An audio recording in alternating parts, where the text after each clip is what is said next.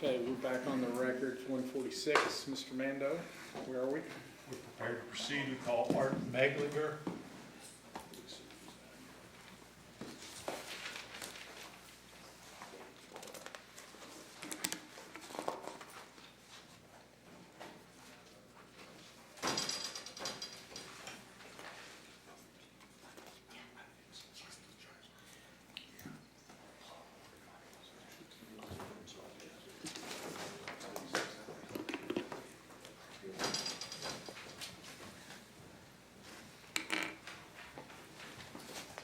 Or you swear you in? Raise your right hand. Do you swear or affirm that you'll tell the truth, the whole truth, and nothing but the truth? I do. Thank you, sir. Have a seat. Mr. Good Mando? afternoon, sir. Good afternoon. Could you please tell the ladies and gentlemen of the commission your name, please? Sure.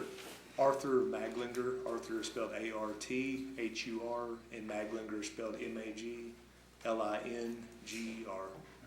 And Mr. Maglinger, I represent the Judicial Conduct Commission. Mr. Hill to my left, Mr. Weaver, who I think you may have met. I've got some questions for you today. Sure. They should be fairly abbreviated. First of all, where do you reside, sir? 8861 Kentucky 762, Philpott, Kentucky. What is your occupation? I'm a Davis County jailer. And tell the commission how long you've served in that position. I was appointed to the Davis County jailer position August 31st of 2017. Okay. And then before serving as Davis County jailer, my understanding you were in law enforcement? Yes, sir, that's correct. Since July of 2004 with the Owensboro Police Department. What is as Davis County jailer, since you took that position, what's the general, and I can't say general anymore because of COVID, okay, but prior to COVID, what was the visitation practice and policy at the jail? Sure. Prior to the pandemic, we had public visitation where it went from Monday through Saturday, the alternate schedules where the public could come in and register for a visit. The visits consisted of a booth visitation where there was a series of booth visitations where the inmate would be on one side and the members of the public would be on the other side. Then with COVID, in order to, because jails were particularly concerned about the spread of infection with inmate populations, et cetera, what were your visitation practices once the pandemic hit? We went to a video visitation around 2 years ago. And what is the current practice of the jail? Just out of curiosity, is it back to the old way, or are you still doing video? Still currently doing video visitation and no public visitation where they actually come to the facility. It's just all remote video visitation at this time. And then either through your law enforcement career in Owensboro and or as Davis County jailer, have you come to meet Judge Julia Gordon? Yes, sir, I have. Just a little background, where did you first meet her? How did that relationship develop? Just professional capacity with her being a judge and me being a police officer just in the court. Okay. And then at some point, once you were jailer, my understanding is that her son, her and Sale's son, Dalton, was arrested on a number of occasions and was housed in your facility at Davis County Detention Yes, sir, Center. that's correct. Right. Were there occasions, Mr. Maglinger, where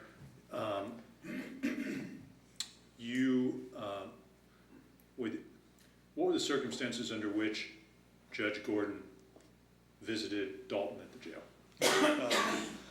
It probably was phone communication. This would have been probably around 4 years ago or so, 2018, probably around that time. Judge Gordon, I would allow her to come in to my office and have a supervised visit where I was present and her and Dalton were present in the room. I'd say they're around 30, 45-minute visits. This was just a handful of times, probably spread out through the course of several weeks. And if you recall, Mr. Maglinger, did these visits arise as a result of Judge Gordon calling you asking for the accommodation, or was it you feeling like maybe you would want to help her out because she was a judge? I felt like it was kind of a reasonable step that I could take. Obviously, it's just trying to show discretion with that. You have a judge coming into the facility and her son's incarcerated. So, and I want to be clear, we're not, this commission or I or anybody saying you've done anything wrong in terms of how you run your jail or who you let in there, okay? we're dealing with a different set of rules here that we have to abide by and the judges have to abide by. But if you recall, did these initiate with Judge Gordon calling you, asking for these, for the opportunity to visit Dalton in private? I believe that's likely. I can't rule out the fact that she might have just been calling about something else and asking about them. I believe that's how it probably happened. Okay. She asked for it. Yeah, I think when you remember talking to Mr. Weaver when he interviewed you, I think he asked you that question and you said, tell me if you recall this, and if it's wrong, you tell me. Okay. And you said Judge Gordon contacted you about arranging a visit. Your answer was, I think that would have been the way probably. Yes. Okay.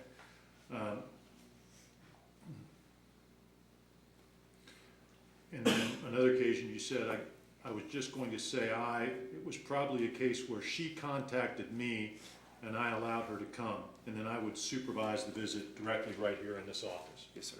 Does that sound accurate? Yes, sir. Okay. And is that, to the best of your recollection, the way things happened? Yes, sir. And in doing that, and again, you run your jail how you see fit, but is that out of the norm? If I'm John Smith and my son is in your jail, am I going to be able to visit with him in your office after hours? I would say typically no. There have been occasions where they ask to inform their incarcerated children maybe of like a terminal illness. So I have had parents in my office before, but it's not typical. Would there, and normally when folks come in to visit, there's a sign-up sheet, like a visitation log of some sort? Yes, the old system of public visitation where they actually register for a visit. Yes, sir. That's correct. And did Judge Gordon have to log in on any logs or anything of that nature? No, it was after hours, after regular visitation. Okay. If you recall, did she also bring snacks, drinks, items for Remember Dalton? a couple of occasions, like a blizzard or something like that. So. And normally, if an inmate wants a snack or a drink, don't they have to get it from commissary? Yeah, they get their meals, but then they can order it off commissary as well. That's the option that they have. Yes, sir. But normally, folks from the outside can't bring meals or snacks in to the inmates. Is that true? That's true, typically, yes. Thank you, Mr. Maglinger. I appreciate your patience with me today. I'll pass to Mr. Westbury. Right. May I Yes. proceed? Yes, sir. Afternoon, Mr. Mackey. Good afternoon. Kent Westbury, I'm counsel for Judge Julie Gordon. I think we briefly shook hands out in the hall Yes, sir. a little while ago. My questions are very short. Did you have security concerns about Judge Gordon coming into the Davies County Detention Center? No, sir, I did not. Okay. I guess my real question, though, given the fact that she was a judge, did you feel like she could have visited Dalton in the general population without any concern for safety? I didn't feel like it. I thought that was the best discretion that I could do is to supervise the visit. And why, I agree with Mr. Manor, no one's, it's your jail, you run it. Why did you think that was in your best discretion? I'd say Dalton could be a target for manipulation if they see a judicial judge coming in to Right. visit. Right. Did George Gordon, I mean, we know it happened, did she ever pressure you in any way to get you to do something No, you sir. thought was improper? No, sir. Never tried to use her title as a judge or anything like No, that? sir. I didn't feel that way at all. Thank you, sir. Sir, you have to sit around for just a couple more minutes. The commission gets to ask you questions if they have any. Start with Judge Coleman. I have no questions, thank you. Judge No Barry? questions. Judge Ake? No questions. Chandler? Just one. Yes, ma'am? Yes, ma'am. And you may have said it, and I was making a note and missed it. Did you leave Judge Gordon and Dalton alone in your office? No, ma'am. So you Never. were in there with them the whole time? Yes, ma'am. Thank you. That's all. Judge Thomas? No, thank you. Ms. McCall? Dr. Ellis? No questions. You're clear. Thank you, sir. Right. Anything else? May this witness be finally excused, Mr. Chairman? Yes. Thank you. Yes, sir. Thank you, Art. Appreciate it. Free to go. Thank you, sir. Call Clay Wilkey. Yes, sir.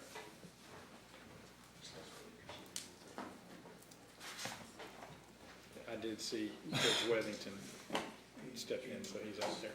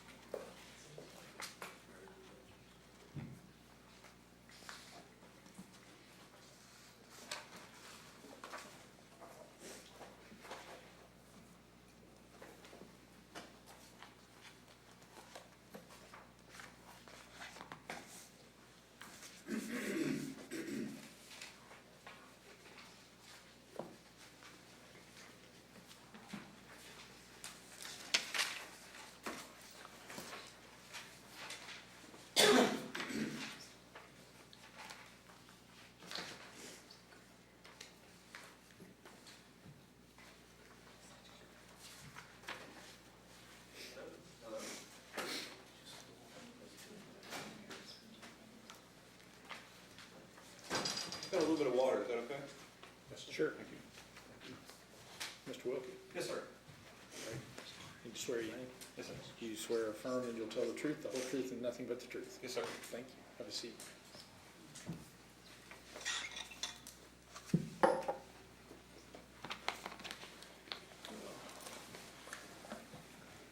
Mr. Mando? Thank you, Mr. Chairman. Good afternoon, Mr. Wilkey. Again, for the record, my name's Jeff Mando, along with Joseph Hill. We represent the Judicial Council for the Judicial Conduct Commission. I've got some questions for you today, hopefully not too extended. First, by way of introduction, could you please tell the members of the commission your full name, your address, and your occupation? My name is Clay Frederickson Wilkey. I practice law at 111 West 2nd Street in downtown Owensboro. My home address is 1603 College Drive. Okay. And how long have you been in the practice of law? I was admitted to the bar in October of '07, Okay. and I've practiced continually since that time. In Daviess County? No, initially I was a public defender in Franklin County, Frankfort, and I moved to Owensboro in March or April of 2011. Okay. And what's the nature, how would you best describe the nature of your law practice? It has evolved. Well, maybe not evolved. It has transitioned from a practice focused primarily on criminal defense to one focused primarily on domestic relations. Okay. And we're going to be focusing in on a time frame, and the commission knows you've represented Dalton. That's already been introduced into evidence, but we're going to be focusing on like 2017, mid-2017, Mr. Wilkey, until maybe sometime in mid-2021. Was your practice at that point, was a fair amount of it criminal defense work? At least in 17, I would say it was still maybe a fairly equal split between criminal defense and domestic relations. And during your course of practice of law in Daviess County, did you come to meet and know Judge Gordon? Yes. Would you please tell the members of the commission how you first came to know her and maybe describe your relationship with her a little bit? Sure. I cannot recall the first time I met Judge Gordon. She was not a judge. She was known at that time as like the guardian ad litem in Daviess County. It was, her practice, I believe, was focused primarily on juvenile dependency, neglect, and abuse work. I was on the JDNA list in a couple of divisions. There were 3 judges handling JDNA cases at that time. I don't know that Judge Gordon was on either of the lists I was on, but I know we had a case against one another when she was working for Bill Craig. And I can't recall if that... I first got to be friends with Julie when she was the president of the Bar Association and I was either president-elect or secretary or vice president or something. And so, you know, we would plan law day together. We would have executive committee meetings in preparation of bar meetings. We helped plan the Christmas party together. And I always enjoyed her company. And so we just kind of kept in touch, I guess. And so it was a close, collegial, professional relationship. Yeah, not dissimilar to half a dozen others or more that I have with practitioners in Owensboro. We're a fairly small community, Okay. legally speaking. Okay. And as part of that practice, and as part of maybe your domestic practice, did you also accept GAL appointments in Daviess Family Court? Yes, so the way that worked is when we got a family court, I was still on 2 JDNA lists in district court. And I think that Judge Gordon may have reached out to folks and said, hey, if you're interested, let me know. And we're trying to put together a list for family court. And I don't recall it being a formal process. Frankly, it's kind of like low man on the totem pole work, especially when it was district court, because you get paid $250 per case.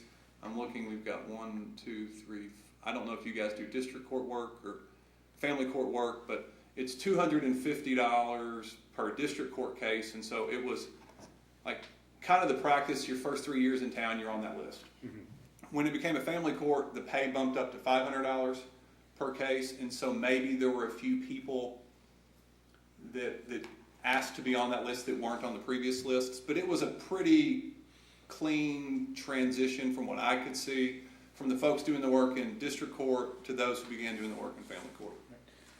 And it's, my understanding is that initially the clerk's office was making the appointments for the GAL assignments, and then once Judge Gordon took the bench as family court judge, she assumed that responsibility and started making the GAL assignments. Is that consistent with your understanding of the history?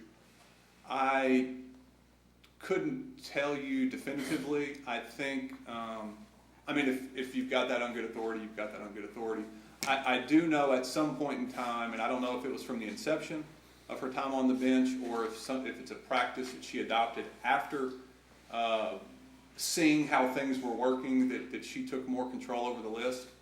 I can't speak to that. That would be a question for her. Okay. Then, at some point, you became aware that you were aware that she had a son, Dalton, correct? Yes. Okay. And Dalton got into some criminal trouble in 2017. Specifically, he was arrested on June 29, 2017, after breaking some windows, maybe some doors, out at Judge Gordon's home. She felt afraid. Judge Gordon did. Had to lock her kids and her behind a door out of fear. Do you recall those charges? Yes. Okay. And were you retained to defend Dalton on those criminal charges, as you recall? I believe so. Okay. I think I represented him on a couple of different cases. But I think that is a case I represented him on, yes. Yeah, and the records reflect that you were, in fact, counsel of record for Dalton in that case. It's a 17F case, and that you were involved in negotiating the terms of its disposition. I will take your word for that. Yeah, that sounds right. And then after that, unfortunately, Dalton continued to have criminal troubles. Is that your experience and understanding? Yes, unfortunately, that has been my experience. Okay. Then, while he was having these criminal troubles and while you were representing him, did an issue arise in Daviess County within the bar as to whether or not it would be appropriate, acceptable, ethical, whatever word you want to use, for you to continue to represent clients as GAL appointments in Judge Gordon's court while representing Dalton in the defense of criminal cases? My recollection is before I agreed to undertake representation of him, I called the ethics hotline. And there are two folks that service our district. In preparation, I was able to review the transcript of the interview I had with Mr. Weaver. I think the gentleman I spoke with was Judge Benjamin Dickinson, who's a retired judge. I had a phone conversation with him. As I think is the normal practice with these things, they request that you send them a letter. I sent Judge Dixon a letter where I asked, hey, I'm on this list. Would it be ethical for me to continue on this list and represent Mr. Gordon in criminal matters? And I think I've produced that letter to the commission. The response I got back was essentially, yes, I'm paraphrasing here, it's a small town, he's entitled to representation, you're entitled to earn a living. And based on that ethics opinion, I agreed to represent Mr. Gordon in the criminal case, thinking that it would not affect my ability to earn a livelihood. And was the fact that you were representing Dalton on pending criminal cases, was that discussed among the bar? Did your peers among the Daviess County Bar know that you were doing that? I can't say. Let me ask it this way. Was there ever a concern raised to you among members of the bar in Daviess County that perhaps these JL appointments that you were getting while representing Dalton was somehow an indication or could be construed as playing favorites? Not to my recollection, no. All right. Now, let me qualify that. I had a case, a private case, where I was retained in a divorce action before Judge Gordon. And the counsel for the other side made an issue of me practicing that case before Judge Gordon. Now, that wasn't in the GAL context. I can say fairly 99% sure that it never came up in a JD&A case. It came up once on the record in this case, Spain versus Spain, where Mr. David Ewell, who was representing Miss Spain, asked that Judge Gordon be disqualified. And it caused a delay in the litigation.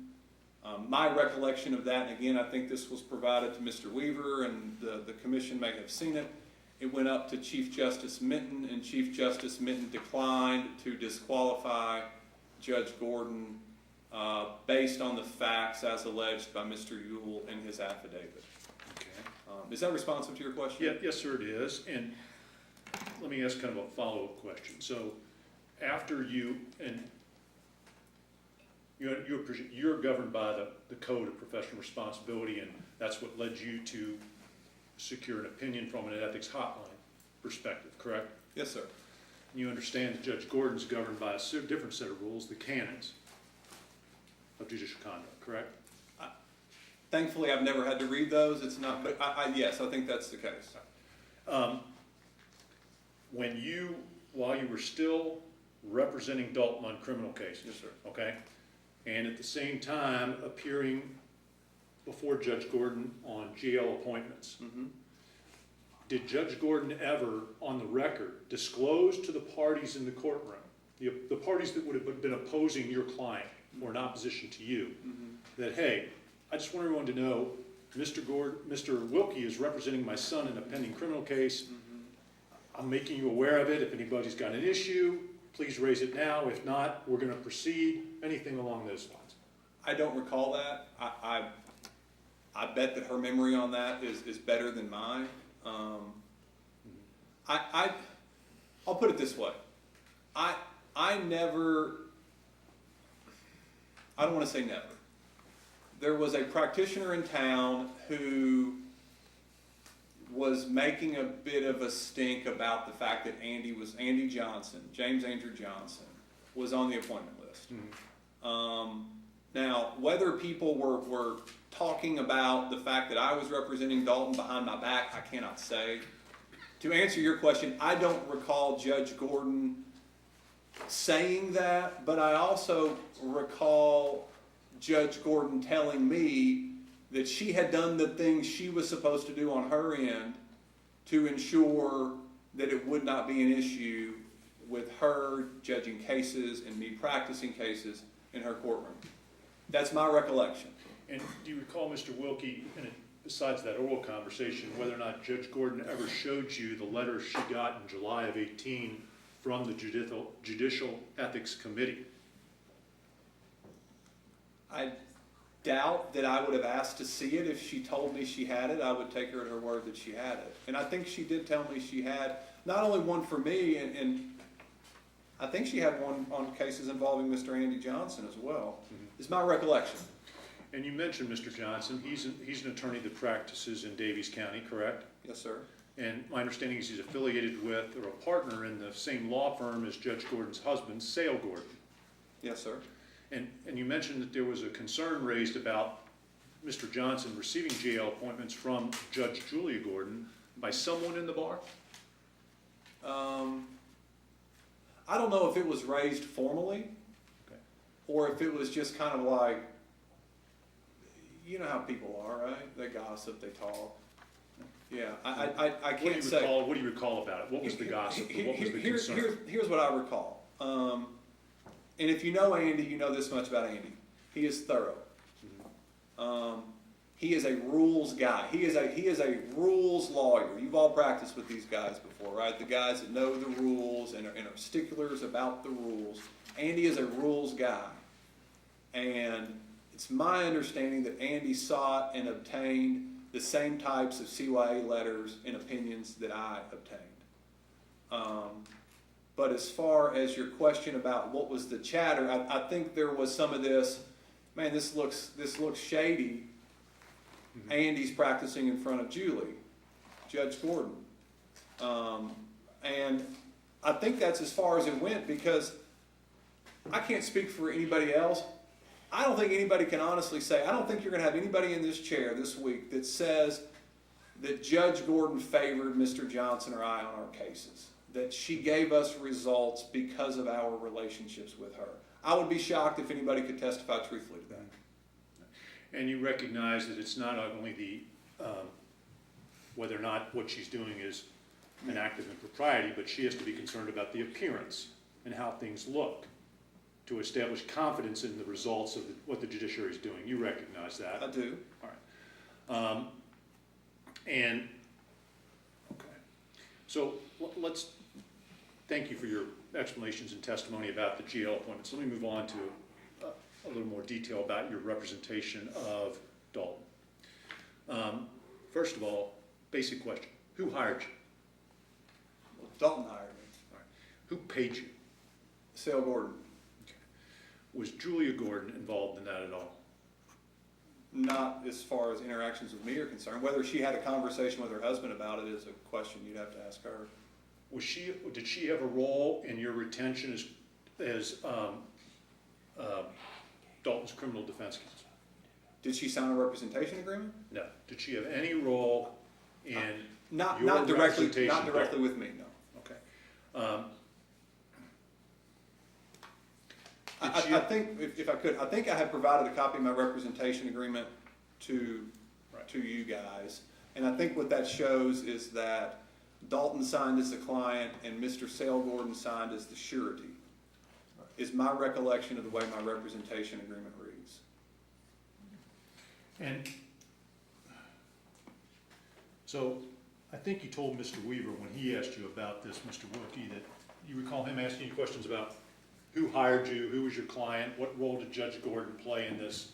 You recall those questions? I don't know that he asked what role Judge Gordon played in it, but yeah, we talked about this. Mm-hmm. Well, there was a question on page 22. Okay. May I approach, Your Honor? This page Yes, 22 sir. of the statement.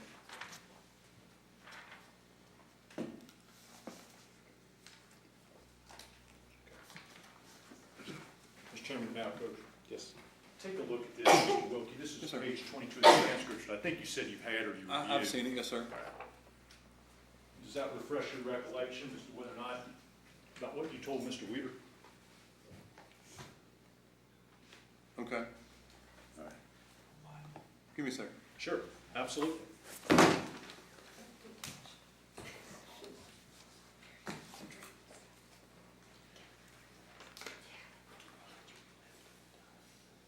Okay. So what I want to get at is, Uh-huh. when I read this, it seems to indicate that you're telling Mr. Weaver that Judge Gordon did have a role, some role in getting you on board as Dalton's criminal defense attorney. I know for certain, I have talked with Judge Gordon about my representation of Dalton on numerous occasions. Whether or not she was the one that wanted to hire me or that was Sale's decision, I don't know. What I know is that I sat down with Sale up in his office on the second floor at 100 and whatever their address is in downtown Owensboro, and we talked about representing Dalton. And as I say there, and I'm saying now, they were very concerned about the appearances of this, okay? And I think for good reason, obviously. We're not here for nothing. But we were very careful for Sale to be the surety because Sale was going to pay me the money, which he did by check with his name in the upper left-hand corner. Okay. Now, how much involvement Julie and Sale had about who it was that they were going to hire, I didn't really ask. Because it wasn't any of my business. I was honored that they would think enough of my abilities to hire me. And I understand that, and you had an active criminal defense practice and a good reputation. And just so the commission has the benefit of this, and so they understand what I showed you. Sure. The question for Mr. Weaver was to you, did she ever talk to you about, hey Clay, I'd like for you to represent him? Your answer was, yeah. So from what you're telling Mr. Weaver, she was involved in some degree in your representation of her son Dalton. I think that's the case, yes. I don't think it was an accident that a regularly practicing attorney in her court ended up being asked to represent her son. I don't think that was a coincidence. Okay. And I say that because I think she was aware of my abilities. And did you ever have meetings with her and Dalton about his case? Not that I can recall, no.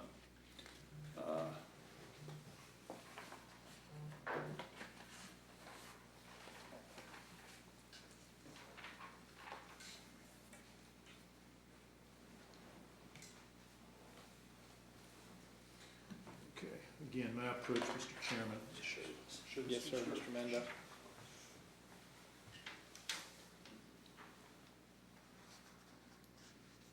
Sure. Let me show you again. Oh, sorry, Ken. This is again from your statement to Yes, sir. Mr. Weaver, Mr. Wilkey. And Mm-hmm. start right there. It's this question about have there been meetings and your answer. Okay. And there have been meetings between you and Judge Gordon and Dalton, whether it be at your office, courthouse, elsewhere? Yes, yes. So has participated in some of those meetings? She has. Does Judge Gordon try to make suggestions and direct how his potential outcome of cases is going to be? I mean, no more than any concerned parent in the case would. No more than any victim in a case might. Does Judge Gordon disclose on the record in her courtroom in every case in which you've appointed that you represent her son? No. That was closer in time to the events that Certainly unfolded, and I'll stand by that statement to Mr. Weaver.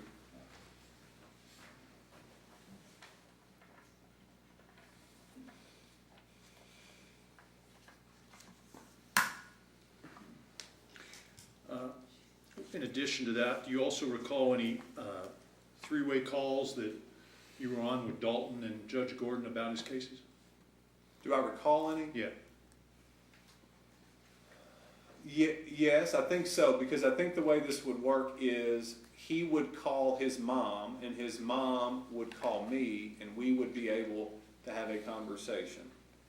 I think that's the way it played out, because he wasn't able, for some reason, to call me directly when he would like, and to the best of my recollection, that's the way that would play out.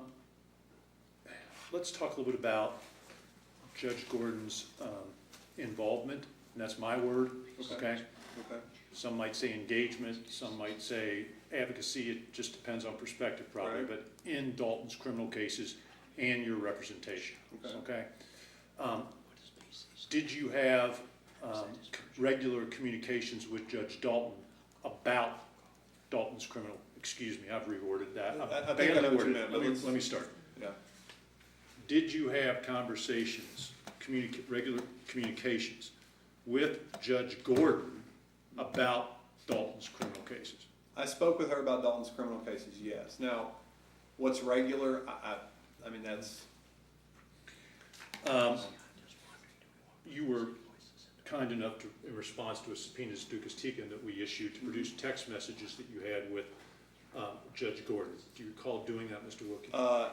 Yeah, and I hope you guys enjoyed those, because they were not very easy to come by. Not that you won't care. It took a while to put them together, but yeah. Well, I'm certain you did it in a much more efficient manner than if I had. Efficiency was not a word I would use, no, but. All right, and those text messages are exhibit number 64, and I'm going to just, Do I I'm not have going that to go here? through each one, but there's a big exhibit book there, Yes, sir. and exhibit 64 constitutes all of the text messages that you produce in response to that subpoena. Okay. Okay.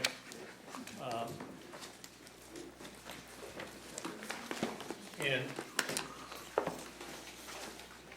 what we did, those look generally familiar to you? I mean, they look like screen grabs of text messages, you know. And Mr. Wilkie, and Yes, sir. what we did was we went through all those text messages that you were kind enough to produce for us, And we looked at those, and if it had anything to do with Dalton, we put it in one bucket. Okay. If it had anything to do with anything else, we didn't really care, we didn't look at it. And if it was even a close call, we put it in the non-Dalton bucket, okay? Okay.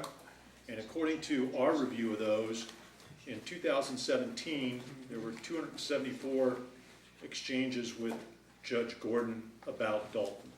In Okay. 2018, there were 30. 2019, there were 44. 2020, there were 231. Okay. In 2021, there were 60. Okay. Based on that, would it be fair to me to conclude that she was actively engaged in what was going on with Dalton's criminal cases? I think she was very concerned about Dalton, yes. And Now, are you suggesting that all these text messages here are Dalton related? no, Okay.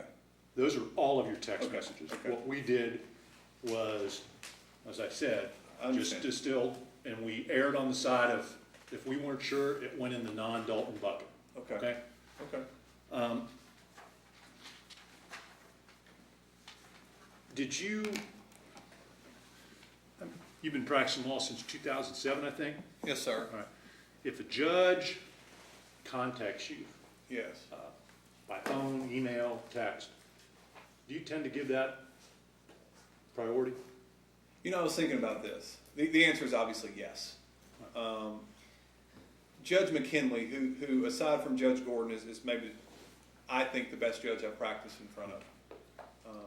Judge Gordon's good. There's no offense to her. I can't say, I think Judge McKinley's the best judge I've ever practiced in front of. And he called my office and wanted me to take a prisoner's rights case. And every inch of my body said, tell this man no. And I took the case, and a year and a half later, after much consternation, thankfully my client fell off the map, and I could get out of that case. When a judge calls you and asks you to take a case, you take the case. Mm-hmm. That's my experience. I can't speak for other practitioners in the room, obviously.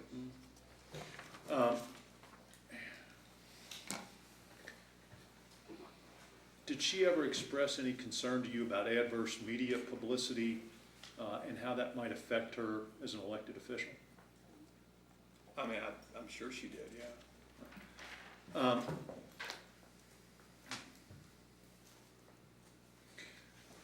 I think I want to get some clarity on this. Okay. I think you were pretty certain about a meeting with Sale that you had up in the office where the agreement was signed to represent Dalton. I don't know if I had the representation agreement with me there, but I recall being paid there, and I don't know if the representation agreement was signed.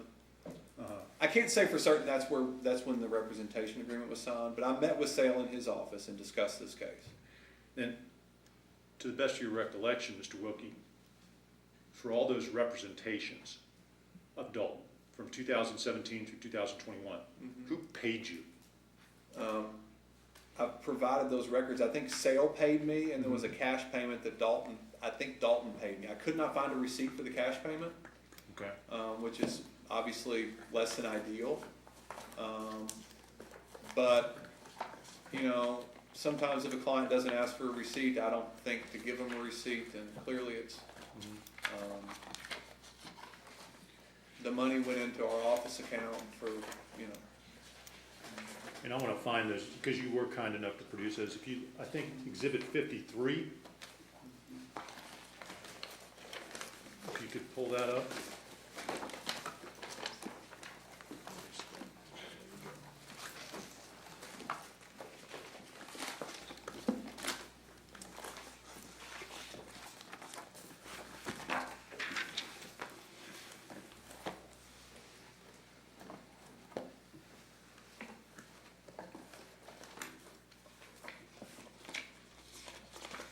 I think 53 is my billing statements. I Yes. just don't know that it's my payment history. Okay. Maybe, These look like Exhibit 53 is the invoice. I think the last page or last two pages, Mr. Wilkey, or the last page might be the payment list. okay, there you go. So I think we did incorporate it, but Thank you. these are all your bills that you were able to find and produce to us, right? Yes, sir. Okay. And it looks like, the initial entry on this time charge under Exhibit 53 is October 17 of 2017, correct? Yes. Okay. Jail visit with Dalton, phone call with Sale and Julie, raise status and options. Yes, sir.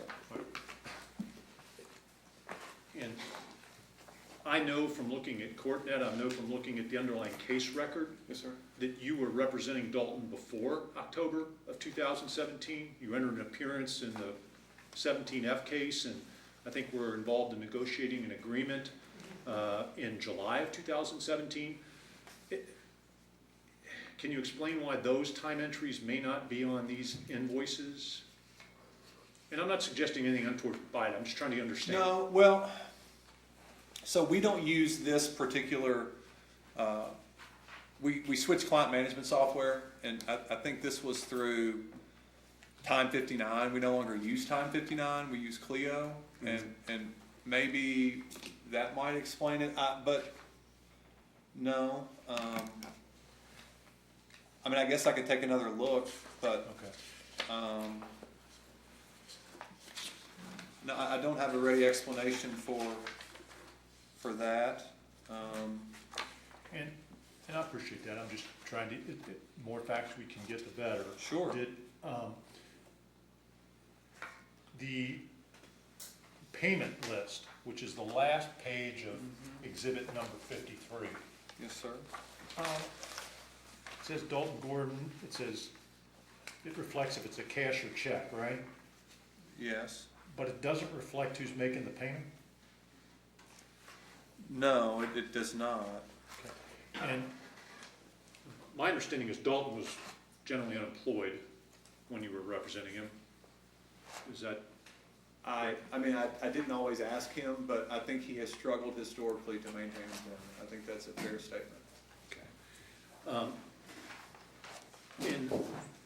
In jail, in recorded jail telephone calls that Judge Gordon has had with Dalton, Yes, sir.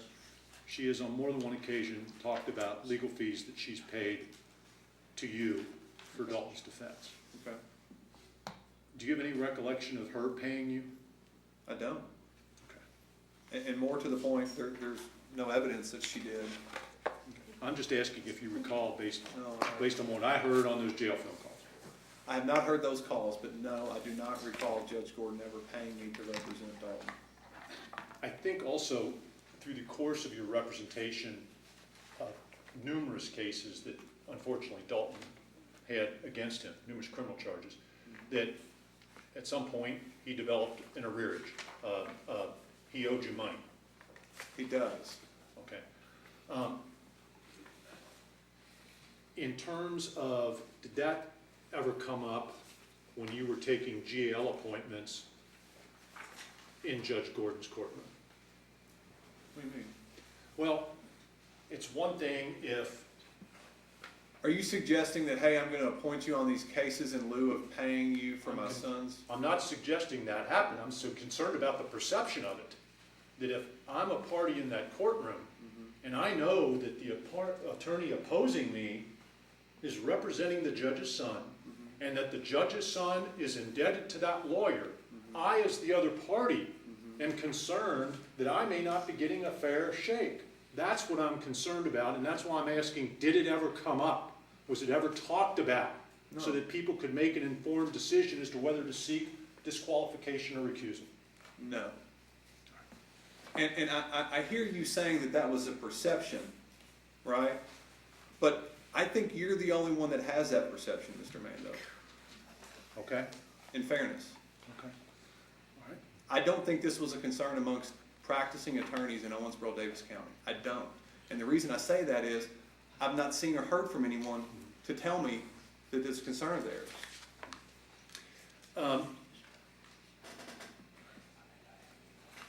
I need to drill down a little further on a specific case. Respectfully, I know you're doing Mr. your Wilkey, job. I get it. I I get it. I understand totally. I'm not offended in any way, shape, or form.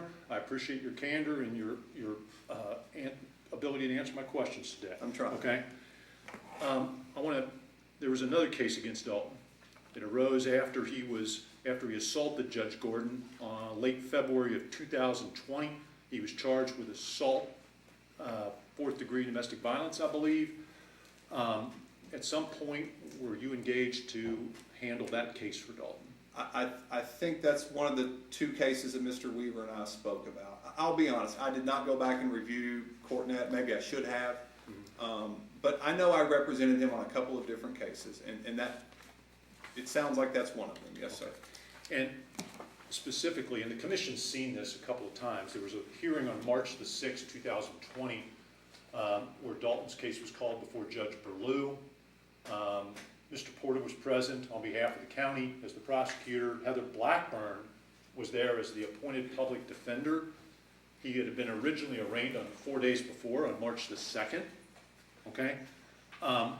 There's been some suggestion that the case may have been pre-tried before the case was called by Judge Berlew.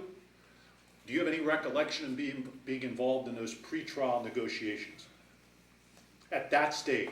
No, I mean, but I don't recall that. No, if Heather was there, it was because I was not involved, would be my best guess, my best assumption. If I was involved, I would have been at that pretrial conference. I can only assume. I mean, that would be my practice, right? If I'm in a case, I'm in a case. Okay. And you don't have any recollection of having any discussions with Mr. Porter about how that domestic violence charge should be handled at that, and again, I'm not talking about later, Mr. Wilkey, I'm talking really on March the 6th. I'm being really specific. I don't recall what transpired on March the 6th. Okay, Mr. and Mando, on the record of that hearing, we don't see you anywhere, your name's not mentioned on the hearing. All I know is there was some pretrial discussions beforehand, and we know that the case got handled. There was also discussions afterward, and I'm trying to find out what you recall about that. I don't recall anything about that. Now, that being said, do you know what happened? Because if that might jog my memory, maybe Judge Berlew called the case, okay. made a statement on the record that he had met with Judge Gordon Okay. that morning for 45 minutes Okay. and came out, and he made that statement on the record. And same objection, Judge, just for context. I'm sorry, I do hold not. on, Mr. Wilkie, hold on. I'm sorry. Let me make sure I Same understand. objection, that statement from Judge Berlew, in all due respect, was not sworn testimony. And we contested, and I understand. I think I get it, but,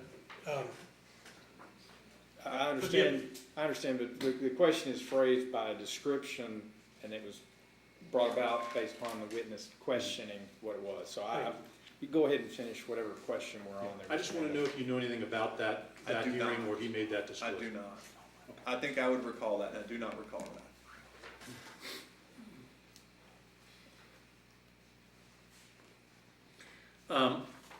I want to talk to you a little about some later exchanges with Judge Gordon in October of 2020.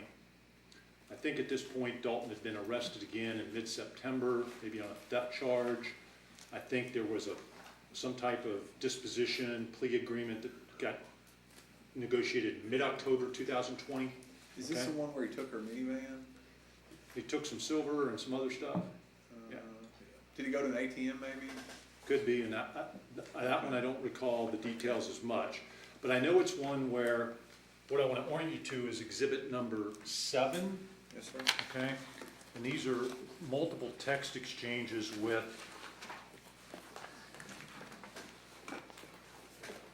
Judge Gordon. Okay. Is this me again? Yes, it is. Okay. These are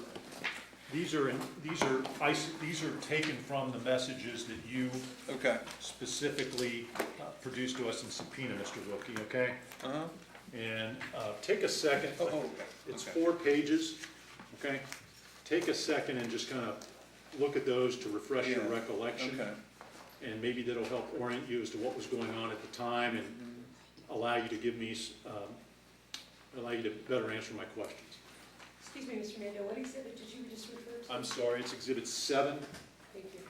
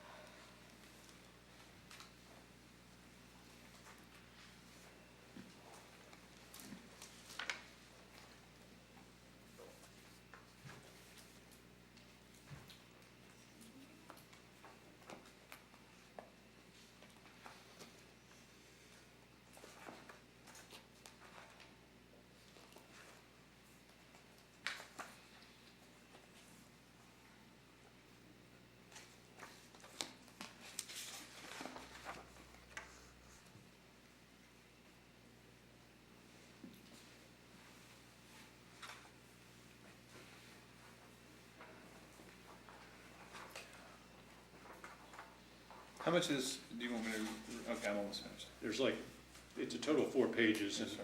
I'm gonna ask you questions about them sequentially, so however you wanna, whenever you feel comfortable, Mr. Wilkey.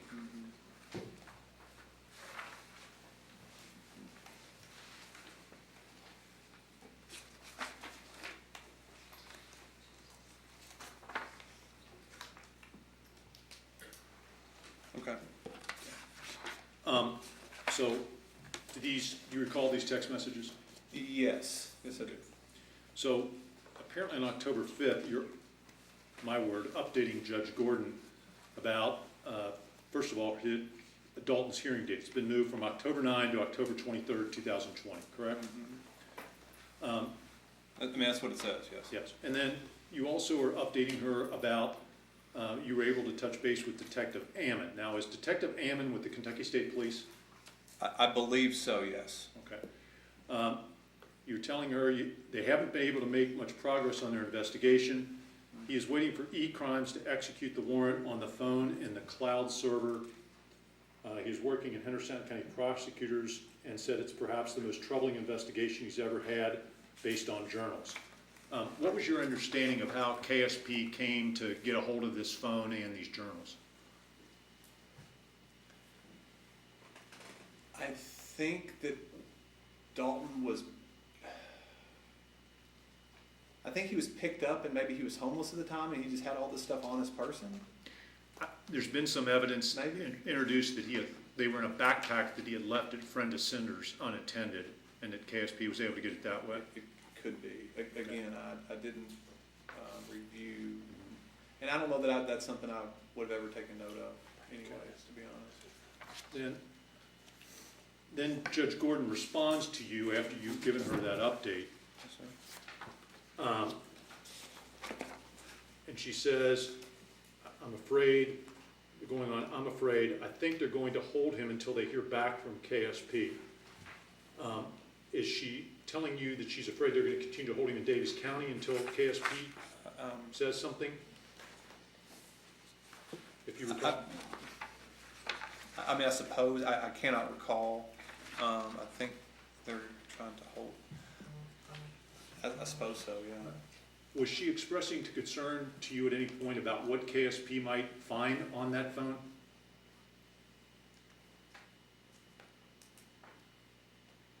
If they were able to access it?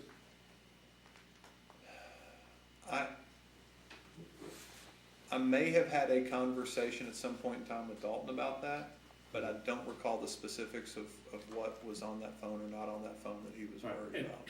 I want to make sure we're clear. I'm not asking you Yeah, nor would I. to tell us anything about your privileged conversations with Dalton. This is about communications with Judge Gordon, Yes. okay, just so we're clear. But she tells you here that he writes awful things. I don't know what he wrote, but I've seen things in the past. She goes on to say, in the second column on the second page, can I drop the felony theft charges? Is that something I can ask? Do you know why she was asking you that question? No, I mean, I can presume that. What's your presumption or what's your assumption as the recipient? Well, I mean, from reading the context of all this, it sounds like she was hoping to have him released from custody, and maybe if she asked to have the felony theft charges dropped, that might happen.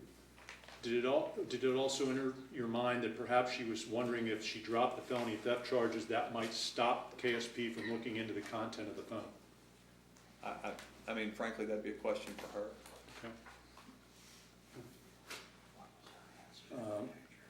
She goes on the third page of the text and says, and again, we're in October of 2020, if he faces charges on this new stuff from KSP, I need to put as much distance there as possible to the extent of discussing finding a way to dissolve the adoption or having him change his name back to Hughes. I don't know what charges he would be facing, but is there any way to keep it from being front page news?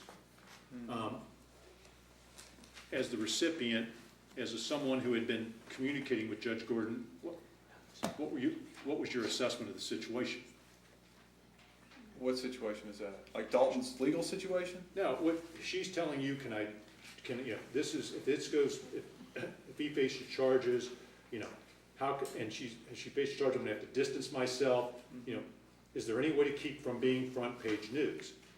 Did you conclude that she was concerned about the notoriety that this would bring to her and her family if he got additional charges? I mean, it appears that is her concern, yes. Okay. And you said, I don't have answers to these questions, but I think if he's charged, it'll be newsworthy regardless of the relationship. I assume that's just based upon your familiarity with the situation in Davies County. Yes, I think by this point in time, the local newspaper had printed at least one article about Dalton's run-ins with the law. Then you say, I'm not sure how likely it is that they access the phone. What's that based on? Conversations with my client. Okay. And then you say, and please delete these messages. Why are you suggesting that, Mr. Wilkey? I don't know, probably just out of an abundance of caution. Okay. And she says done, and obviously you didn't delete the messages because we have them. Silly me, right? Right, and she did. I'm glad she was taking my advice. It's a shame I wasn't following it. Right. But I'm trying to get a handle on, to the best of your recollection, going back to October 2020. What was it about the content of these messages that would cause you to ask Judge Gordon to delete these texts? You've got all the messages, Mr. Mando. Right. I don't know. I can swear to you that I did not delete any messages. As a practice, I don't delete messages on my cell phone. You're getting the whole exchange. And then you also, I think you finished by suggesting she contact another lawyer about what can and can't be done in regards to that phone. Right. And I think you gave her the name of somebody that did. might be able to help her. Were you kind of drawing a line there in terms of what type of advice you'd be willing to give her? Yeah, I mean, it appears that way. I mean, some of these things she's asking me are kind of bleeding over into perhaps her own issues, and I don't know that it would be proper for me to give her legal advice on that type of thing. At least that was my thinking at the time.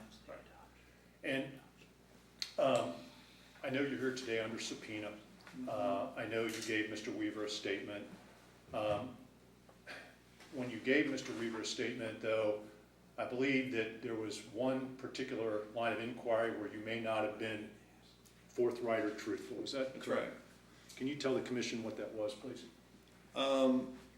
So when this broke, when the judge received I can't remember if they were the formal charges or notice that charges were being brought, somehow or another it came to my attention, and I cannot recall, but it was not from Judge Gordon, it was from another attorney in town, that my name appeared in the allegations. And so I was curious, and my recollection is I reached out to Judge and asked if I could see the allegations. And Mr. Weaver asked if I had seen the allegations, and I told him that I had not, and that was not truthful. And I think I wrote a letter to you telling you that I had not been truthful with him on that point, and that I felt badly about that. You did. You wrote me a letter on December 20th, 2021, and made that disclosure. So I think you're asking why I misled Mr. Weaver, and here's what I will. That is my question. Here's what I will tell you.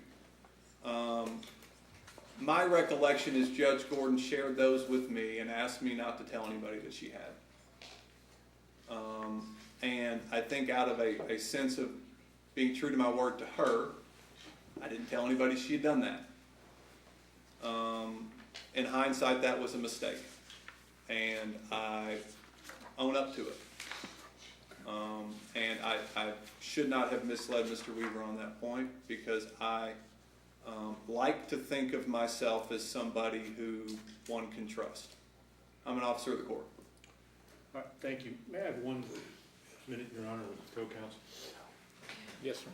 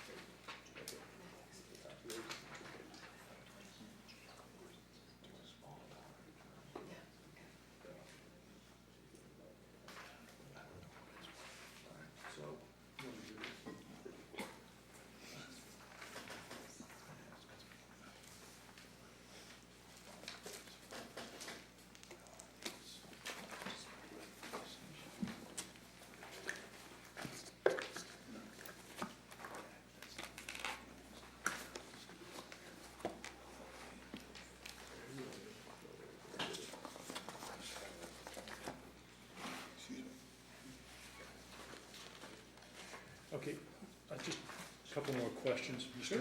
Wilkey, if you would, could you turn to Exhibit 54? Exhibit 54?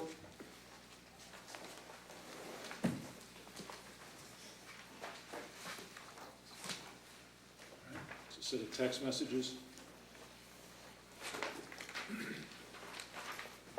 You want me to read them? Yeah, I think it's 2 pages, and let me orient you. It's, what year is this, Joey? Could be 2021. What is it? Could be 2021. All right, this is January of 2021. Take a second and look at these texts. I'm primarily focused on the right-hand column, Mr. Wilkie, on page 1, and then your response on page 2.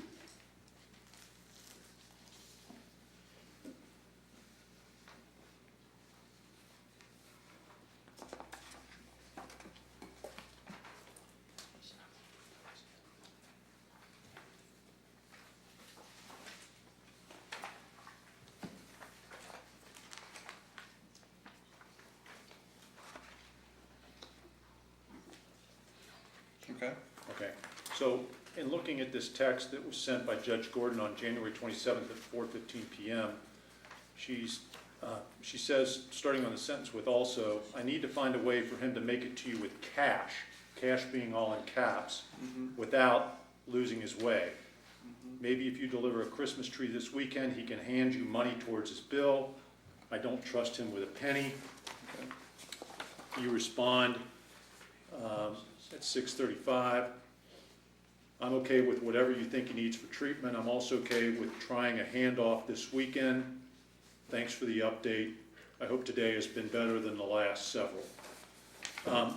So does this, earlier you told me that you don't recall getting any cash from Judge Gordon.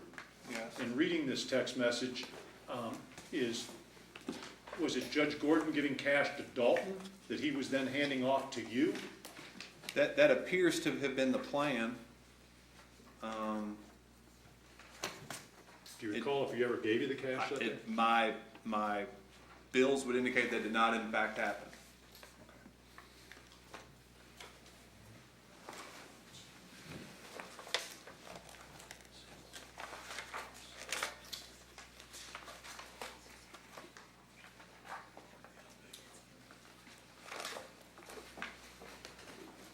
Yeah. I think you told me earlier that when you were hired, there was some type of guarantee, that Sale guaranteed the payments even though Dalton was the client, right? That's right. He was a surety. Surety. Is there some reason you haven't pursued the surety to collect on the money that's owed? Just haven't thought to do it. How Thank much, you. I don't even know how much he owes me, frankly. It's, okay. Thank you, Mr. Wilkie. You're welcome. Appreciate your patience with me today. I will pass to Mr. Westbury. Just a few, Yes, sir. Mr. Wilkie, talking about some of those cell phones that we've talked about that could have been at one time in Dalton's possession. Do you know if Judge Gordon, and I don't know the answer to this question, but did she ever express concern to you about the kind of material that might be found on a phone in Dalton's possession? Do you, I don't know.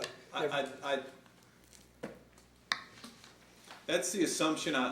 I'll be honest, I recall very little of my conversations with Dalton or anybody else on this issue specifically. I think this is October of 2020. But in reading this with Mr. Mando, it appears she was concerned about what might be found on his phone. Right.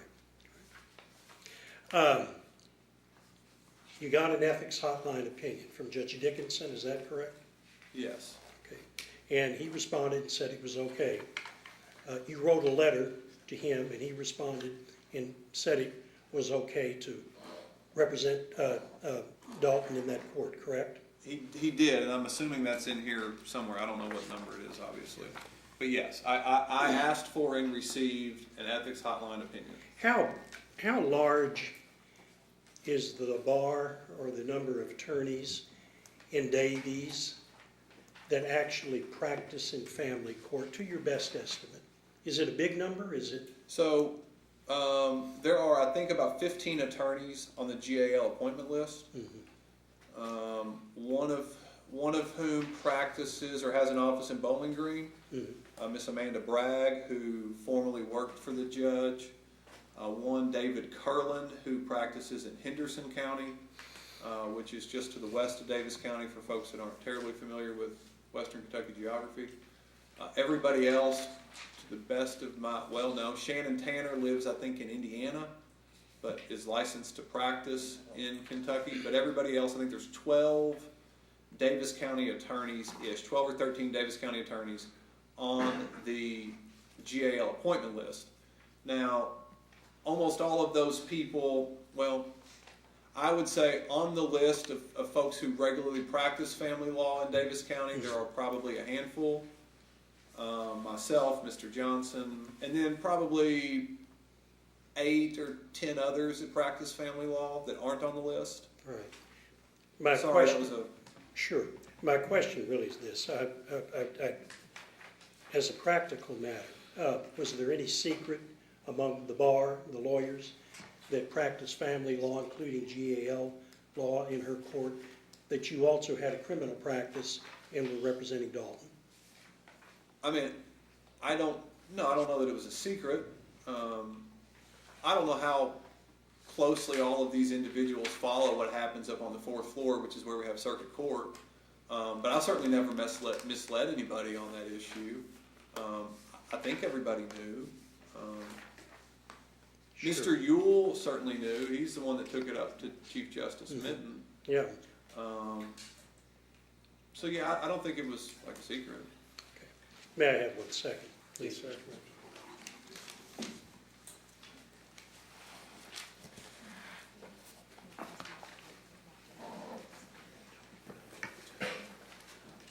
If you have any recollection or knowledge, there were some questions about cash payment.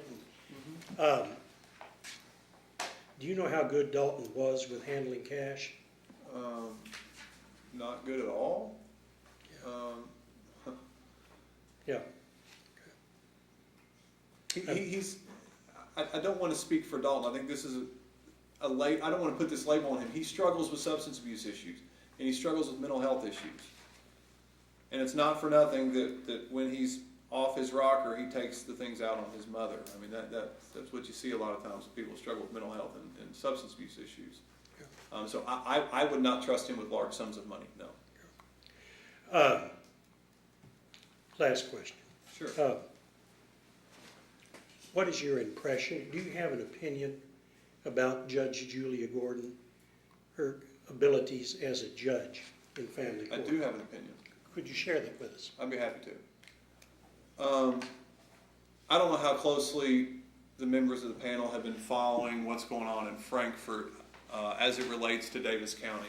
Thankfully, we have just this session been allotted a second family court judge. The most recent judicial caseload assessment had Judge Gordon's caseload at 1.6. I don't know if any of you guys are unfortunate to have a number that high. We currently have 3 judges doing what she was doing for 3 or 4 years. Now, It's true that these 3 judges are only working about 3 or 3.5 days a week, but she was asked to do all of that work on her own, starting family court from scratch. And she did a phenomenal job, in my estimation. She is compassionate. She would take the time to listen to litigants and hear them out. She would buy pizza for folks who were waiting in the hall. Out of her own money, she would stock candy and stuffed animals for kids that came to court. She expected attorneys on her JD&A list to act like the cases meant something, which was a revelation in Davis County. And I don't know which one of you guys or gals are the family court judges on this panel, but I hope for the sake of social services and family welfare in your counties that you practice her docket the way she practiced her docket. She cared about the results of these people. She cared about the results of these children. She held the social workers accountable. If they didn't do what the statute told them to do, she took them to task for it. And as a consequence, amazingly, people started doing what they were supposed to do when it came to JD&A cases. And I don't think that was by accident. And I think that it is no accident she's here because she shook up the system. And I think it aggravated some people. And I get a little bit worked up about this, and I'm sorry, but I think what has happened here is we took somebody who was struggling to do the best job she could possibly do and made her afraid to be a judge. Thank you. That's all, Mr. Mayor. Mr. Manda, Nothing further. Thank you, Mr. Chairman. thank you. Mr. Wilkey, the commission members get to ask you any questions they may have. Thank you, sir. Judge Coleman, No question. Judge Perry, No. Judge April. I have a few.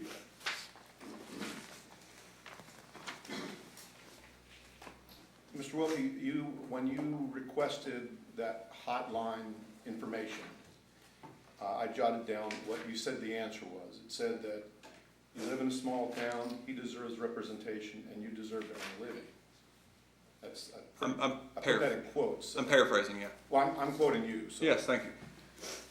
And let me also say, I'm going to try to focus my questions as narrowly as possible so that brevity is how you answer rather than a longer, you tend to answer questions beyond the field. I'm a lawyer. I understand that, I'm a judge. It's twice as hard. We get it, yeah.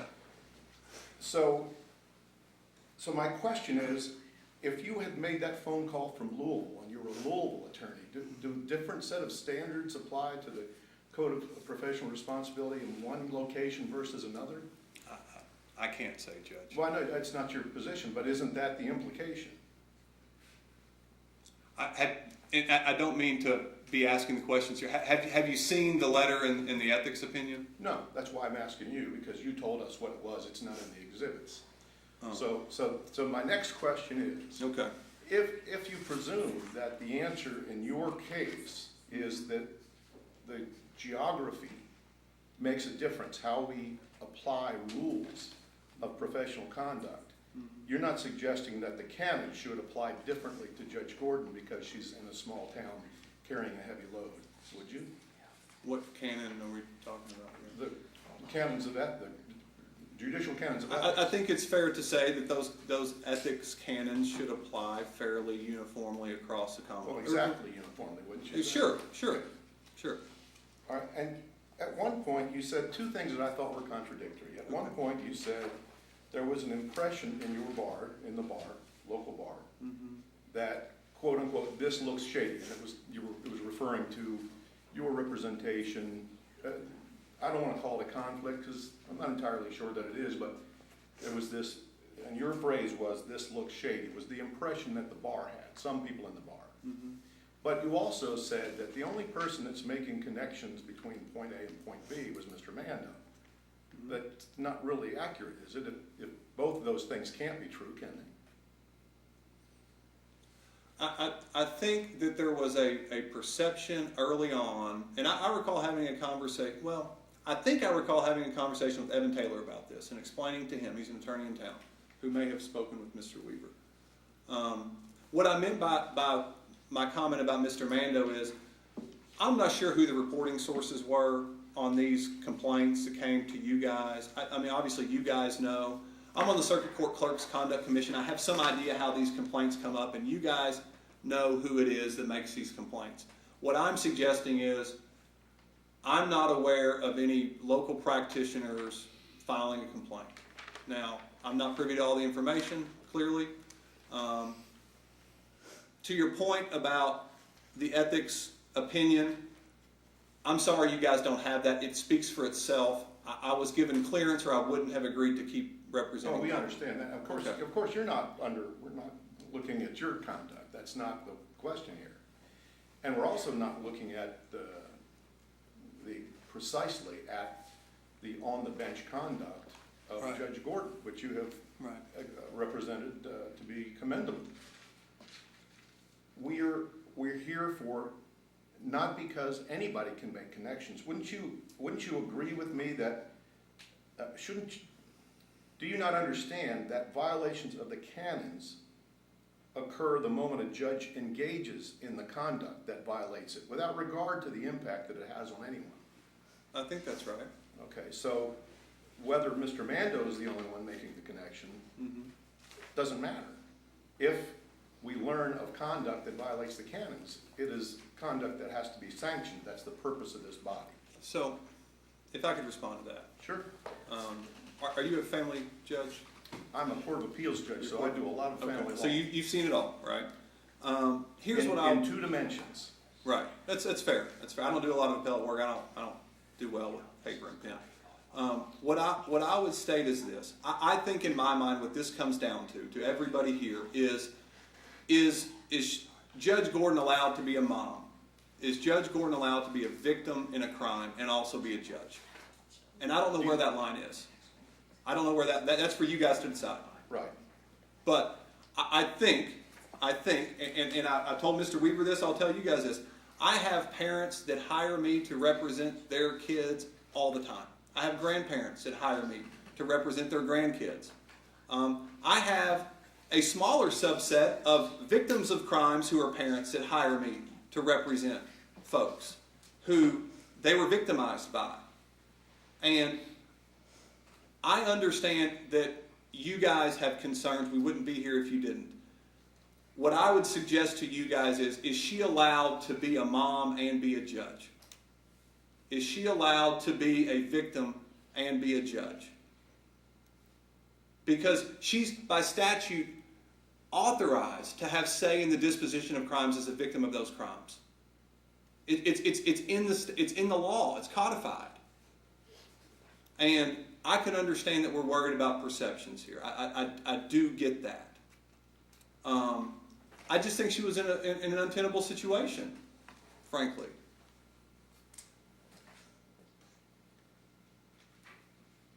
Let me ask you another question. Please. About the deleted, your text that said delete these texts. Right. Why shouldn't I have the impression from what happened, that she did delete them and you didn't, that you didn't have anything to lose by not deleting them, but she did? Aren't those texts evidence of wrong behavior on her part, but not wrong behavior on yours?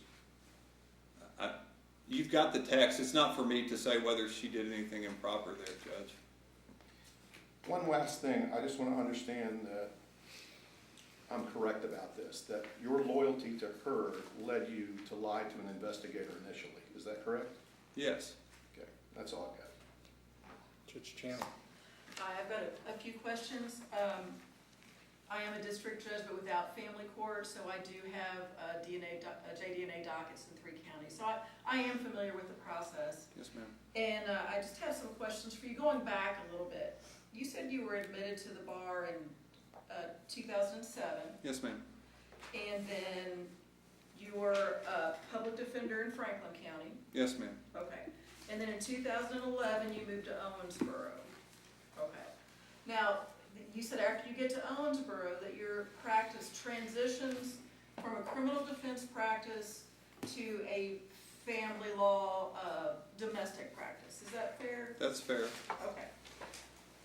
When in that spectrum, when you get to Owensboro in 2011, how many years is it until you pretty much turn that wheel over to being a GAL, CAC, doing divorces and all that? Well, I got on the appointment list immediately. Okay, so you immediately got on the appointment list in 2011? Correct. Okay. In 2 of the 3 divisions. I didn't get on Judge Jones's division because she ran late and it was on Fridays. Okay. And then- I started doing divorces almost immediately because what I found fairly early is that the criminal market was more saturated, the criminal defense market was more saturated than the domestic relations market was. And I thought, this is easier than dealing with baby mamas calling because, fiance is in jail. I didn't enjoy doing jail visits, if I'm being honest. Understandable.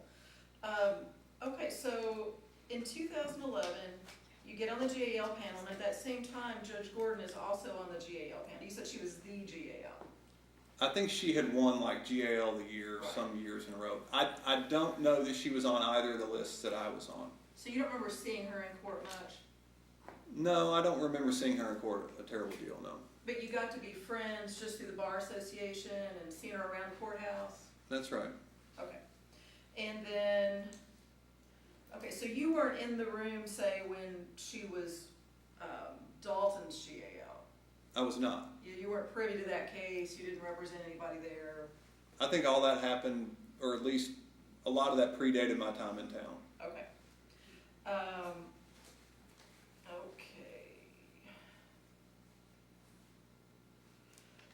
So looking at I'm a texter too, it's a generational thing, and once you start doing it, it's so much easier than picking up the phone, isn't it? You can just, Well, it is, yeah. yeah, so you've got a lot of messages with Judge Gordon. And looking through these, I see, March 2017 is where they start. There's several in March. And I'm sorry to cut you off, Judge. I feel confident I had messages that predated that. I could not find them. I think when I got a new phone, I get it. I've got pictures that disappeared. I can't explain it, Yeah. from when I got a new phone. No, I get that. Yes, ma'am. So then we've got several in April 2017. We've got a couple in May of 2017, and a lot of these, it looks to me like you and Judge Gordon were pretty good friends. Is that a fair statement? Yeah, I mean, like, we never had dinner together, we never had coffee together. Professional friends. Yeah, we were friendly. Okay. Yes. Like she would email you or text you and ask your opinion on different things about court because you were an experienced GAL too. I think especially early on the bench, she did not have a whole lot of experience doing custody and divorce work. That was not why she wanted the job she ended up getting. And I think she trusted some of my opinions on that stuff, rightly or wrongly. So a couple text messages a month, April, May, and then we get June 5th, 2017. There's a text message. And then no more until August 24th of 2017. You didn't delete any in that period? No, ma'am. But you believe you represented Dalton on that case that occurred June 29th, I believe, of 2017? I think that's the date that Mr. Mando gave. I don't have any reason to dispute his dates. But you don't really have any independent memory of it? I don't. I mean, frankly. And 2020 isn't the first time there were concerns about what was on Dalton's phone. Is it, or do you remember anything from that June cat? The June 17 case, I thought most of his earlier stuff had been theft related. I don't know that it was. The June 29, 17, when windows are broken out, Okay. Judge Gordon's hiding in the house with her kids with the door locked, the cops Okay. come and get Dalton. Does that ring a bell?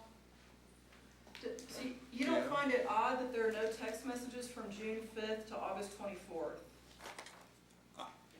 Judge, here's what I'll tell you. There's stuff in here that doesn't look great for me or for Judge. And if I were to go back and delete messages, I don't think I would have stopped there. Okay. No, as I told Mr. Mando, as a rule, I do not delete text messages. For better or for worse, I don't. Is it fair to say that you were put in a position of divided loyalties between Judge Gordon and Dalton when you became his criminal defense attorney? I didn't feel that way, no. You were 100% loyal, able to be 100% loyal to Dalton for Dalton's case? I'd like to think so. I mean, I'd like to think that, right? I mean, we're a little bit blind to our own biases sometimes. I think that's a human trait. I don't think that's a criminal defense trait or a lawyer trait. I would like to think that I was able to advocate zealously for Dalton, and I don't think that Judge Gordon would have held that against me if I took a position contrary to her position. And going back to your earlier point, here's one explanation. I think early on there was much more attention to the optics of this put forth by Judge Gordon. Early being June of 17? Right. I mean, I think that Dalton's first go-around, she was very sensitive. It's my understanding that's when the paper picked up and ran an article, and there was some to-do. And clearly, as our text messages indicate, as time passed, she began to text me more regularly about Dalton's case. I think the texts speak for themselves on that. The ones here definitely do, and I'm not saying you deleted, I know things do happen, but What? the CAD What- from June of, What do you mean by that? Things happen. well, you're saying you didn't delete any text messages, and I'm not gonna say that you're deceiving me. Because like you said, Thank if you. you were gonna start deleting text messages, why would you stop with that month? And I'm under oath. You are under oath. I think you've got an exhibit book up there with the CAD in it. It is exhibit, it has been admitted into evidence, it's exhibit 56. Does he have the book up there? I do.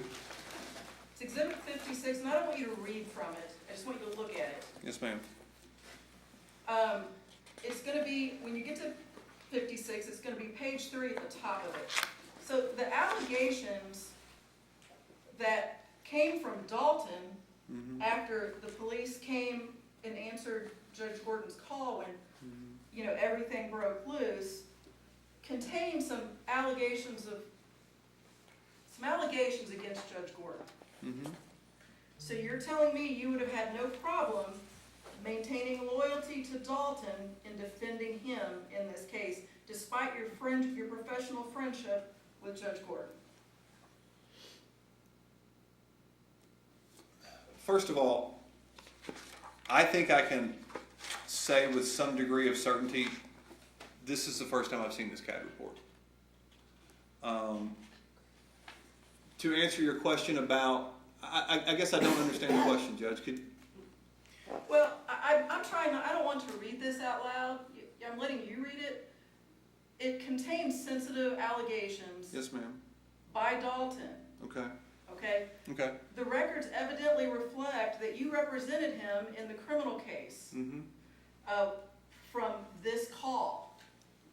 Would you have been able, as his criminal defense attorney, to defend him completely despite your relationship and working relationship with Judge Gordon? I felt like I did that, yes. Okay. That was all I wanted to ask you about. And I'll pass to Judge. Sorry. Yeah. Judge Thomas? Yes, sir. You know, I have to say, it's been a while since anybody called me a gal. So I don't know if I'm pleased by that or not. I'm sorry. I meant no offense. It's okay. No, I got quite a kick out of it, actually.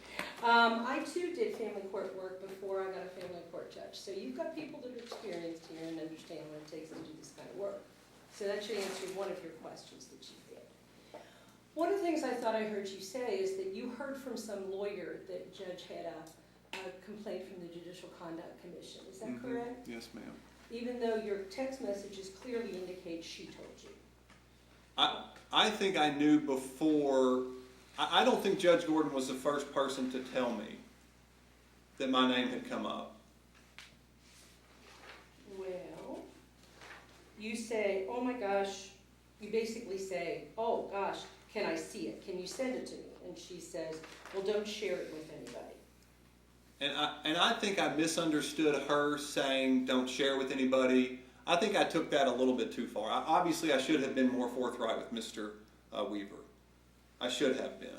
And I apologize to you all for that as well. That was very unprofessional and inappropriate of me. Okay, so I just want to clarify, she actually reaches out to you. And this is not the first time. She says in another one of her texts to you, hey, thanks for the laugh. They sent me the interviews and I read your interview. Mm-hmm. So apparently she thought whatever you said in there was funny. I asked her about that, actually. Mm-hmm. So here's my question, Mm-hmm. right? So having read all of these text messages between you and Judge Gordon, Yes, ma'am. there's a bunch of stuff about Dalton, there's a bunch of stuff about the JCC complaints. Obviously, she feels comfortable not only sharing the fact that she's got one of these things, Mm-hmm. more than one apparently, according to what the text messages say, but also sharing the complaint with you and sharing copies of other things with you. So that's pretty intimate relationship, right? You share all this information about Dalton. She's directing a lot of Dalton's activities about where he's going, what you need to do with Dalton. You need to talk to Dalton. You need to do this for Dalton. By the way, do you want me to call Claude for Dalton? There's all that going on. Mm-hmm. And in there too are things about making bread, sword stuff, all this stuff that you would talk to somebody about that's more than a professional friend, don't you think? No? No. Okay, so you have other professional friends, other lawyers, or let me use a judge. You appeared up in front of other judges, and you have the same kind of relationship. We can get their text messages, and we're going to see the same stuff. I don't know that that's the case. Look, am I better friends with her than I am, for example, Judge Jones? Yes. My friendship with Judge Gordon predated her time on the bench, which makes things a little bit easier for me. As you guys know, being on the other side of things change when you start wearing a robe. I do. And Let me stop you. Yes, I ma'am. know all about how things change when I wear a Yes, robe. ma'am. Let me ask the questions, okay? Sure. So here's my question to you. If it made things easier because she was a friend before, why didn't you walk away? Walk away I from had what? tons of friends before I went on the bench, and I cannot associate with them as friends. I can't be doing this kind of stuff with them. But apparently you kept up your friendship and built upon it. So my question is, Mhm. you didn't have the least bit of concern appearing before her in court, having all these personal text messages back and forth, talking about her kids and all that stuff that's going on there, sharing JCC complaints with you, getting your opinion on how to run family court, and you didn't have the least problem appearing in front of her. Is that right? I have no problem appearing. I would have no problem appearing in front of her tomorrow, Judge. Okay. Do you think if I came as a practicing attorney from Northern Kentucky Mm-hmm. and I'm appearing in front of a judge with you, and I know all about this, then I'm going to feel comfortable appearing in front of her with you as my opposing counsel? How about that? You think that's going to make me feel good? I mean, I don't mean to sound flippant, but I'm not. I don't know what makes you feel good or Well, doesn't. what makes me uncomfortable is that you have a relationship with her that I as another attorney would not. Well, And therein lies the problem. This isn't your problem. This is her problem potentially. frankly, But Judge, so if I what could you answer did that was, question. no, I'm not done Okay. yet. Okay. What you did was, you said how great a judge she is and how wonderful she is and how much she cares about kids. I don't doubt that. I don't doubt that she cares about these kids. I don't doubt that she really wanted to do a good job. Don't doubt she's got a tough one. None of that's in question. What's in question is her judgment in letting you appear in front of her when you have this kind of relationship and the appearance that can give to people outside the relationship. And I don't know if when you wrote your your ethics opinion request, did you tell them, we text regularly about the client Dalton, I actively appear in front of her when Dalton is an active client of mine, the judge gives me direction, potentially talks about giving me cash or having Dalton give me cash, and by the way, we share all kinds of recipes. Did you give him all of that information when you got your opinion, or did you just give him one little bit? I sought the opinion in 2017. Mm-hmm. And I think what you have seen is an evolution of our relationship since 2017. Am I better friends now with Judge Gordon than I was in 2017? Yes. And to your question earlier, it is the reason, Judge, why you hire local counsel. It is exactly the reason why you hire local counsel. And I tell people this all the time, that they call me and they say, hey, I want to hire you to represent me in Louisville. And I say, I'm not taking that case because I don't know the judges and I don't know the lawyers. And you are better served hiring somebody from the community that knows those people. No, I don't disagree with you. What I disagree with you about is the fact that you represented her son. That's a different level of knowledge and a different level of getting to know an attorney. I understand local counsel. Practiced law for quite a while before I went on the bench. So that's not the concern. When I read through these text messages, right, and there are a lot of them, and they do grow, you're right, that relationship evolves. Mm-hmm. Are you going to go get another ethics opinion now that you've seen? One, you've lied for, you admitted to lying for. Two, you've now got this relationship that's grown exponentially. Are you now going to get another ethics opinion? I think if she takes the bench, is that your advice? Did I get another ethics No, I'm not opinion? advising you, I'm asking you the question. If she goes back on the bench, do you get an ethics opinion? What would I have to lose by doing that? Oh, sure, I'll do that. Okay, I'm done. Thank you. Go ahead. Thank you, Judge. Ms. McCall? In Exhibit 53, Yes, ma'am. which is Wilkey Wilson, it looks like invoices. Yes, ma'am. I'm not, again, because I'm not an attorney, I'm just a regular gal. I am sorry. I don't recall having said that, and apparently I did, and I'm sorry, Judge. I meant no disrespect to any of you all for having said that, and I'm sorry for offending you. Thank you. Can you tell me what the abbreviation PC stands That's for? phone call. Okay.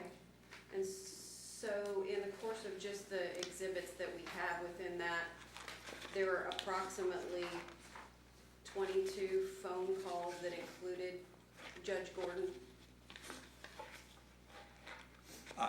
I've not counted them, ma'am. Okay. If you say that's, I mean, Okay. sure. Okay. That's all I have. Thank you. You're welcome. Thank you. Dr. Ellis? Mr. Wilkey, thank you for your time today. Just one quick question. Mm-hmm. Back to the questions about the deleting the items off the phone, that kind of thing. You had an active criminal case at that time, with her son representing. Were you concerned that deleting those items would jeopardize your criminal case? Because that could have been evidence in that criminal case.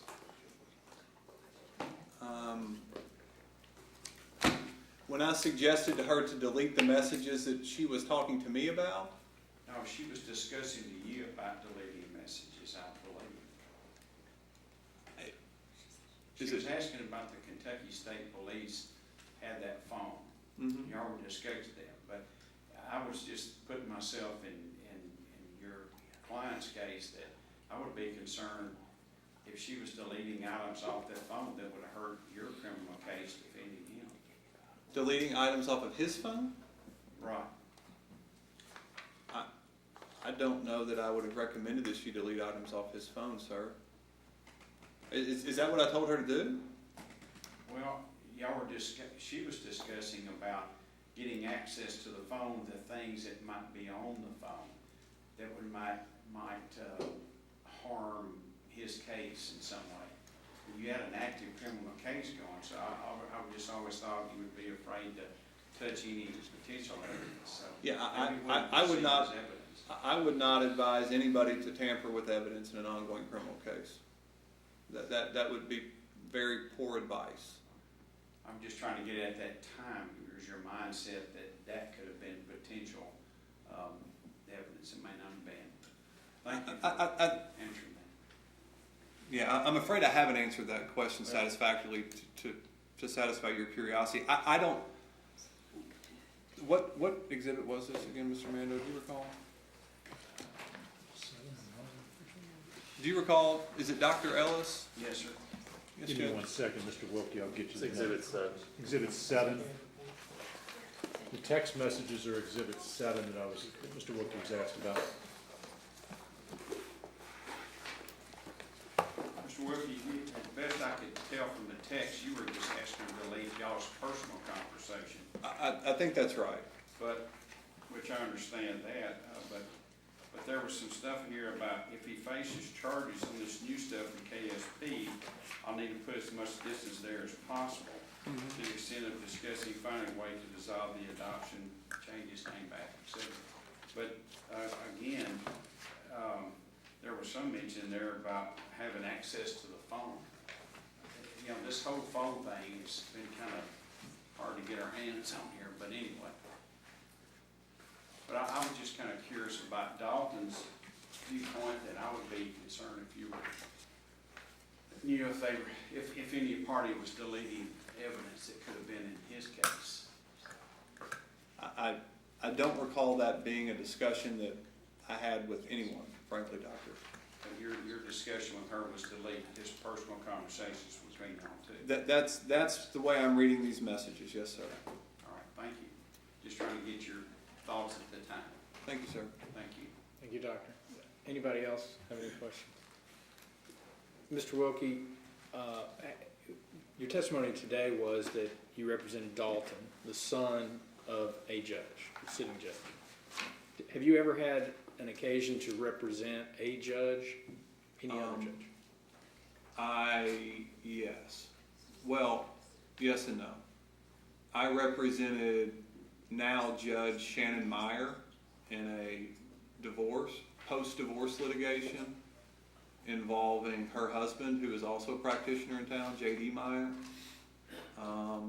And I don't think I'm divulging anything. She had reached out to me. She was recently appointed district court judge.